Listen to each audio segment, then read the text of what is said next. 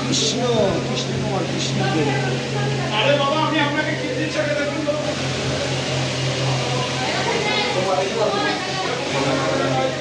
আরে রাখবি রাখবি কত দিব হ্যাঁ দিন দাও এটা কত কিছু লাগছে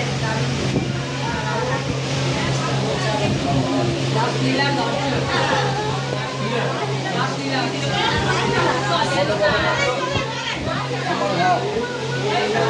অন্য দিন আসতে হবে